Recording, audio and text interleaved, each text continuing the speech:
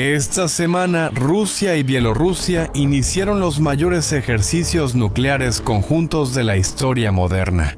65,000 soldados, 200 lanzadores de misiles, 13 submarinos. Y en el centro de todo esto está Bielorrusia, un país que hasta hace poco era neutral y hoy apunta ojivas hacia Europa. Pero lo que los noticieros no están explicando es lo que está detrás de todo esto, porque esta historia no comenzó ahora. Comenzó con una decisión que Lukashenko hizo hace años y de la cual ya no puede volver atrás. Para entender lo que está pasando hoy, necesitamos regresar a agosto de 2020. Bielorrusia estaba en llamas, no literalmente, pero casi. Después de una elección presidencial que todo el mundo consideró un fraude, la gente salió a las calles. Fueron semanas de protestas. Cientos de miles de personas tomaron las calles en todo el país. Era el mayor movimiento popular que el país había visto en décadas. Trabajadores de fábricas cruzaron los brazos, empleados públicos salieron a marchar, mujeres formaron cadenas humanas en las avenidas. Lukashenko parecía acabado. El mundo esperaba su caída. Pero entonces llegó la llamada telefónica. Putin llamó e hizo una oferta que el dictador no pudo rechazar. Apoyo político, miles de millones en ayuda financiera y, si era necesario, respaldo militar. A cambio, Bielorrusia quedaría cada vez más dependiente de Rusia. Lukashenko aceptó. Las protestas fueron aplastadas con violencia. Miles de personas fueron arrestadas. Él sobrevivió. Pero en ese momento, sin firmar ningún papel, sin discurso oficial, él entregó algo que nunca más podría recuperar: la soberanía de su propio país. La gente que salió a las calles para derrocar a Lukashenko no sabía que, al fallar, estaba abriendo el camino para algo mucho peor. No solo el dictador en el poder, sino un dictador que ahora le debía todo a Putin y que pagaría esa deuda con todo el país. ¿Y sabes lo que hace Putin cuando alguien le debe un favor de ese tamaño? Él cobra despacio, en cuotas. La primera cuota se pagó en febrero de 2022. Cuando Putin decidió invadir Ucrania, necesitaba un camino por el norte. Bielorrusia tenía esa frontera. Y Lukashenko abrió las puertas. No porque quería, sino porque debía. Tropas rusas atravesaron el territorio bielorruso e intentaron tomar la ciudad de Kiev en cuestión de días. El intento falló. El ejército ucraniano los hizo retroceder. Pero el mensaje ya estaba grabado en la historia. Bielorrusia ya no era un país neutral. Era una plataforma de lanzamiento. Pero la deuda no se detuvo ahí. A lo largo de los años siguientes, la presencia rusa en el país fue creciendo de forma silenciosa, casi invisible. Antenas y equipos rusos empezaron a aparecer en los techos de edificios residenciales comunes en ciudades bielorrusas. No eran equipos de telefonía, eran sistemas que ayudaban a guiar los drones Shahed, armamento ruso usado para atacar ciudades ucranianas hasta sus objetivos en el oeste del país. La gente común de Bielorrusia fue convertida en escudo sin siquiera saberlo.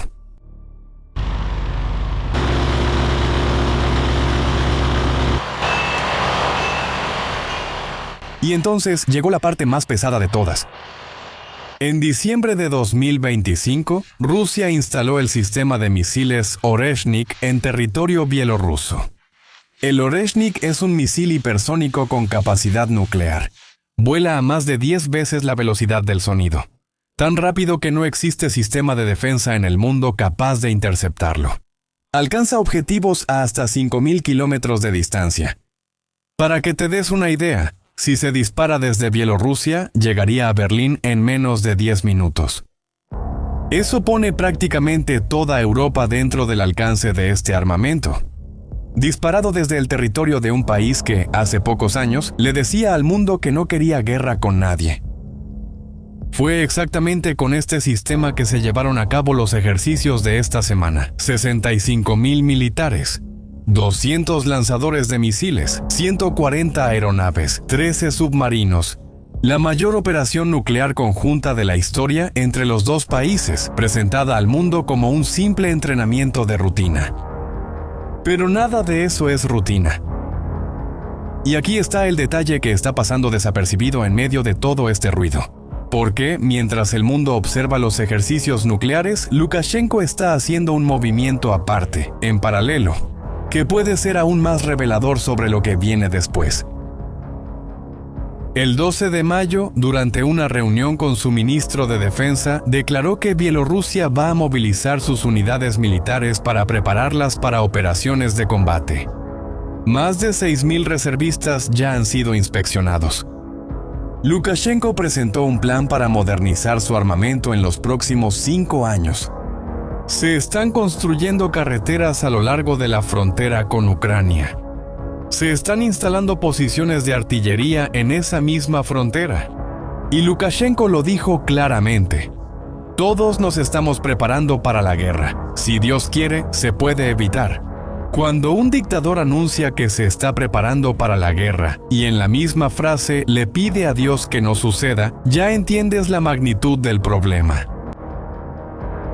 Porque eso no es un líder planeando un ataque por voluntad propia, es un hombre que siente que no tiene opción.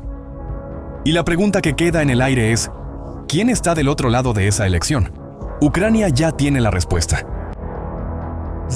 Zelensky advirtió públicamente que Rusia parece estar intentando arrastrar a Bielorrusia a la guerra. Y hay 3 formas concretas en que eso puede suceder, cada una con consecuencias diferentes para el conflicto. El primer escenario es el más probable a corto plazo. Bielorrusia moviliza sus fuerzas y las posiciona a lo largo de la frontera con Ucrania, sin cruzarla. Imagina columnas de vehículos militares, tanques y transportes de tropas estacionados a pocos kilómetros del territorio ucraniano, día tras día. A primera vista parece menos grave que una invasión, pero no lo es. Ucrania no puede simplemente ignorar a un ejército posicionado tan cerca. Se vería obligada a trasladar soldados de la frontera este para cubrir la frontera norte. Y es precisamente en la frontera este, en Donetsk, donde Rusia está ejerciendo la máxima presión en este momento. Debilitar esa línea para cubrir otro punto es exactamente lo que Putin quiere, sin necesidad de disparar un solo tiro desde Bielorrusia. Pero si el primer escenario ya es preocupante, el segundo es aún más directo. Avance hacia Kiev. Imagina una columna de tropas bajando desde el norte, por carreteras abiertas hacia la capital ucraniana, que está a menos de 170 kilómetros de la frontera bielorrusa. En 2022, Rusia intentó ese mismo camino y fue expulsada. Pero la situación hoy es diferente. Ucrania lleva más de 4 años de guerra. Sus recursos son limitados. Y una columna que viniera del norte abriría una ruta diferente a las zonas de combate más intensas del este. Ucrania se está preparando. 14.000 soldados están posicionados en la frontera norte, y más de 1.000 kilómetros de fortificaciones han sido levantadas a lo largo de esa línea. Aún así, cualquier avance en esa dirección obligaría a Ucrania a retirar soldados de otros puntos donde hacen mucha falta. Y hay una segunda consecuencia que pocos están calculando. Si Bielorrusia cruza la frontera, Polonia y Lituania, miembros de la Organización del Tratado del Atlántico Norte, pasarán a tener un vecino beligerante en su frontera. Eso cambia el cálculo de toda la alianza. Y si los 2 primeros escenarios parecen una guerra convencional, el tercero es diferente. Es más silencioso, más paciente y quizá el más eficaz de todos. En lugar de un avance masivo, pequeñas unidades bielorrusas serían enviadas en secreto al oeste de Ucrania. Grupos pequeños, sin uniforme, sin formación de batalla, cada uno con un objetivo específico. Un puente, una vía de tren, un depósito de combustible. El objetivo no sería conquistar territorio, sería paralizar. Cortar las rutas por donde llegan las armas y los suministros provenientes de Europa Occidental. Si esos corredores son destruidos, el impacto se extiende por toda la línea del frente. Sin munición, sin piezas de repuesto, sin combustible. Incluso el soldado mejor entrenado deja de poder luchar. Muchos analistas piensan que es un farol, que Lukashenko ladra pero no muerde. Y lo más probable es que tengan razón por ahora. Pero hay algo que ese razonamiento deja fuera. Este ciclo se retroalimenta. Cuantas más tropas desvía Ucrania hacia el norte, más avanza Rusia en el este. Cuanto más avanza Rusia, más presiona Putin a Lukashenko para que haga lo mismo.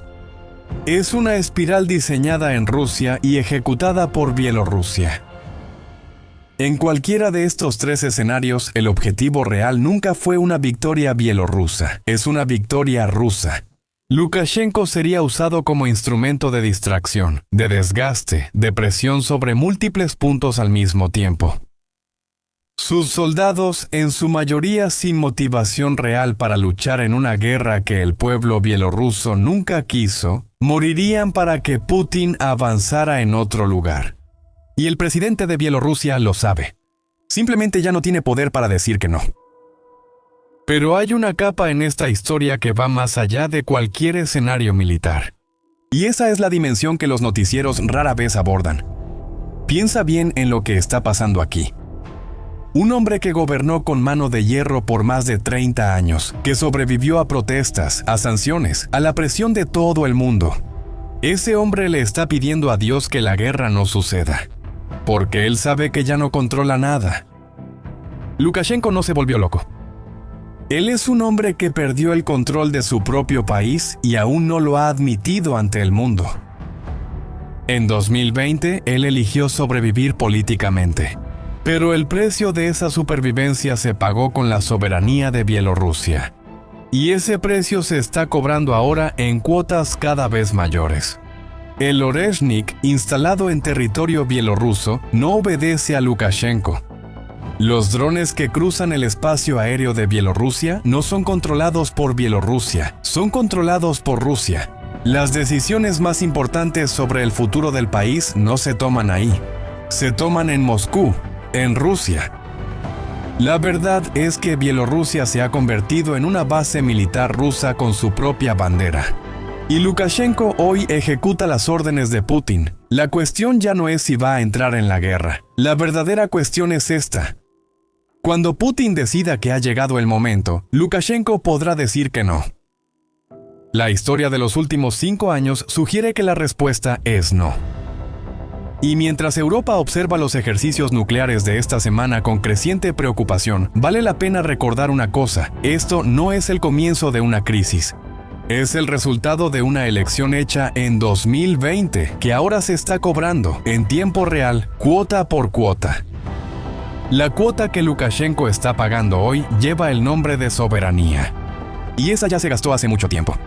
¿Y tú qué opinas? ¿Crees que Bielorrusia realmente va a entrar en la guerra en Ucrania? ¿O crees que Lukashenko todavía tiene algún margen para resistir la presión de Putin?